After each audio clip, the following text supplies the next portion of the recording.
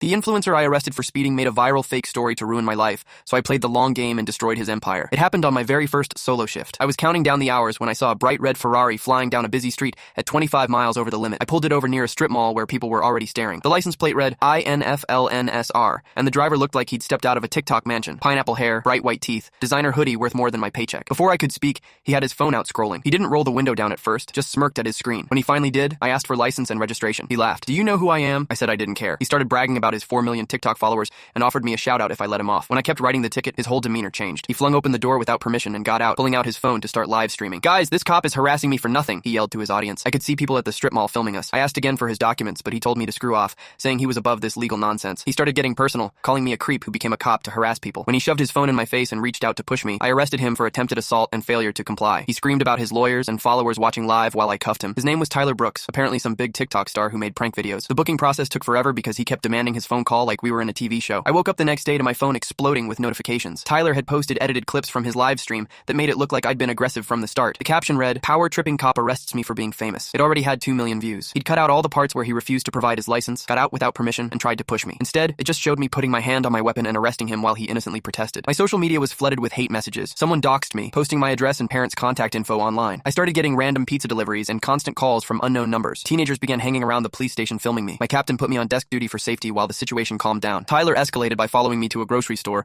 and confronting me while live streaming again. He surrounded my car with friends, trapping me until other officers arrived. That night, he posted edited footage making me look threatening for no reason. Someone broke into my apartment, trashing my room and stealing my spare badge and uniform. Tyler posted about karma hitting corrupt cops right afterward. That's when I reached out to Jenna, content creator who'd left Tyler's house and contacted me with warnings. She revealed Tyler had orchestrated everything for content and money, even borrowing the Ferrari without permission to create a situation. She helped me understand his pattern of manipulation and illegal activities at his content house parties. Working with the department, we used Jenna's information about Tyler's upcoming 5 million follower celebration party. Officers obtained proper warrants and conducted surveillance, confirming illegal drug use and finding my stolen property inside. When they moved in, they arrested Tyler and several others, discovering texts on his phone coordinating the break-in along with enough drugs for distribution charges. The evidence was overwhelming. Tyler's lawyer tried spinning it as a misunderstanding, but the DA charged him with breaking and entering, theft, possession, with intent to distribute, assault, and obstruction of justice. His social media empire crumbled overnight as sponsors dropped him, followers jumped ship, and the content house owner evicted everyone after the drug charges. Tyler took a plea deal, 3 years in state prison with parole possibility after 18 months, plus probation and community service. His social media accounts were deleted or abandoned. The judge took his organized harassment campaign seriously, especially the break-in and systematic targeting of a police officer. I'm back on regular patrol now,